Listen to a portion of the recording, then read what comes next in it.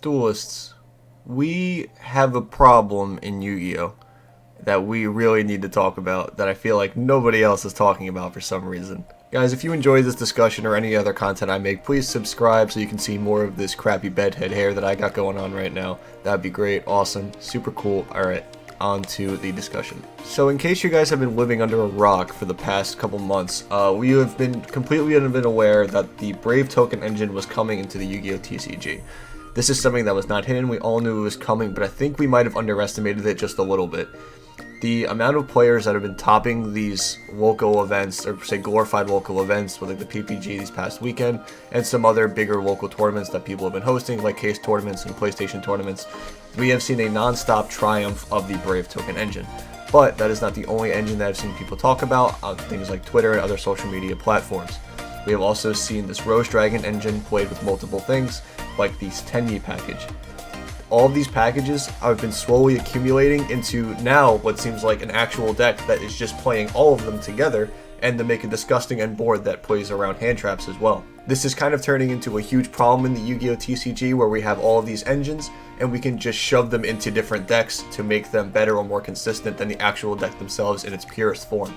There's been times like this in the past in the Yu-Gi-Oh! Game where we've had things like this, where we are just shoving engines into things because that engine is so good. We also have the Punk engine here, which uses emergency teleport to be able to add or special summon a psychic monster from your deck. This is a one-card non-normal summon Halki Fiber Axe play, so in tandem, if you have something like the Brave token package with it, you are able to completely make a Halki Fiber Axe combo with the Punk engine protected with the Griffin so that you can't get interrupted by hand traps. And this is kind of all leading back to the issue that we've had multiple years ago, pre-COVID I believe, or right around when COVID started, with the Christian Halki Fiber Axe. Once again, this card seems to be causing terror in the Yu-Gi-Oh! TCG, because more and more decks are slowly turning into the Halki Fiber Axe Auroradon Despot combo, with very few going towards the Cult Wing, because Cult Wing itself is a brick. It's the hardest brick. If you draw it, your combo does not work anymore. But just having the Despot Auroradon Halki Fiber Axe is becoming more and more standard in the TCG, and I don't think that this problem in the game gets any better as we go and moving forward. We've already seen success with Phantom Knight with the Braves engine. We've seen success with the Virtual World engine. We are going to see success with the Fallen of Alvath structure deck when that comes out, with the Despia engine. This is a small minor core package that people are playing now. With the Brave token package, the Magician Souls, and the Illusion of Chaos.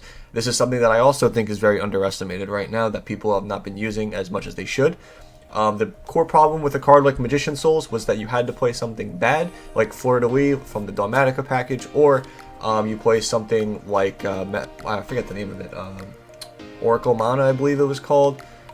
It was just very hard bricks you had to play with Magician Souls, and that was the biggest problem with the card.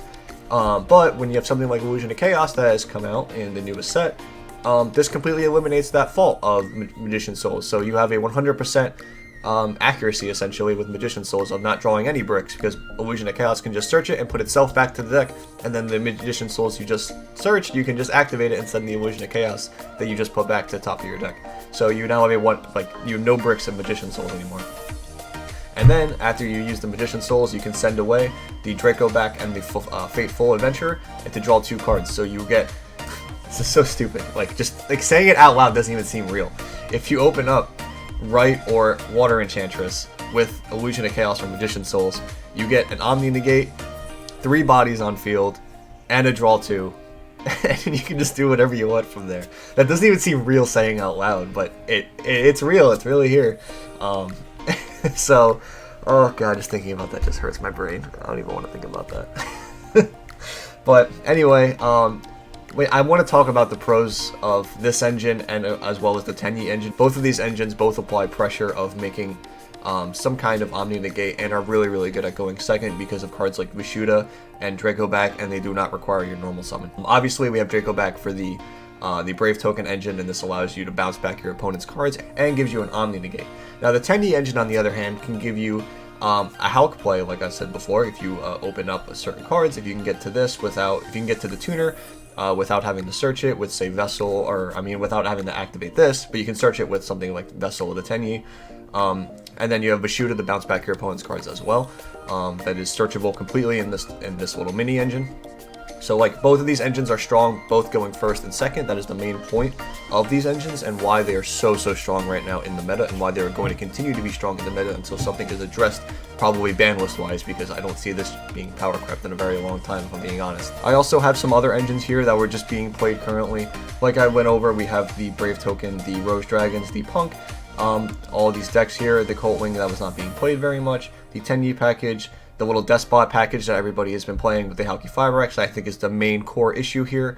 And then we also have this Sword Soul engine. Now, the Sword Soul as a deck, I think it's completely fine. I do think Sword Soul is actually quite balanced right now. It's not that oppressive with the loss of Arch Nemesis Protoss. I think that was one of the main issues with the deck. Now I think it's quite balanced, but it might be too fair. So it seems that players are leaning more towards this as an engine rather than a deck, where you can do this play, and then you can sync the 2 tokens and the Despot for a Yazi, pop the Yazi with the Auroradon to be able to summon Taiye to make Boxia, and then you can use Taiye to send away like something like a Mo-Yi or a different worm monster to be able to keep comboing in that way, and then you can just keep making more synchros. There's many like different paths and routes to it, so it's just for your discretion. You can also make the Chi-Chow to be able to search one of them. It's completely up to you, but the amount of combos that you can do in this deck right now is just completely obnoxious. And then lastly, we have the Scythe package. Being able to make Scythe with Dagda over here is very oppressive with something like DPE as well. It's another engine. The Fusion Destiny package is also very oppressive and very good. And Phantom Knight takes full advantage of the DPE package, the Artifact package, and the Brave Token package. And it's like, when is it even a Phantom Knight deck anymore at this point? It doesn't even seem like it. It just seems like Phantom Knights actually suck, but it just can facilitate these other engines good, like the best in way. And I really don't like that because people aren't even playing Phantom Knight at this point. It's so funny.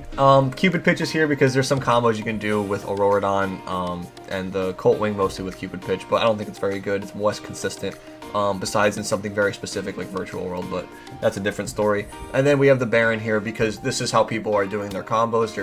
You can, like, for instance, you can like special summon one of the 10-Yi, summon Ashuna or Vishuda, and then you can summon something like a Rose Dragon or even a hand trap like an Ash Blossom to make Baron, and then after that you can set something, you can go something like Emergency Teleport to be able to make a 1-card Halki 5X play, so then you get the full Hulk combo and the Baron. I don't know if I hate or like this yet. It's going to depend on how the format moves forward, but right now these are all things that are legal in the TCG, and there's so many options for you to play. We will see in the next upcoming YCS, which is this upcoming weekend.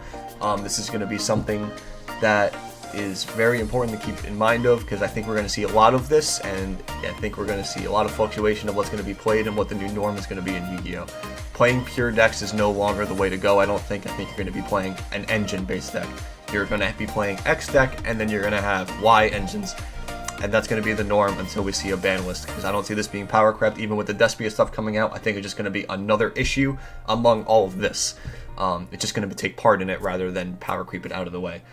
So yeah, if you guys have any thoughts about this discussion of what I just went over, about all these engines that are coming into the Yu-Gi-Oh! Meta of what's being played right now, please leave them down in the comments below. I love talking about something like this. I love discussing things like this. I hope you guys enjoy the discussion, and I'll see you in the next video. Bye.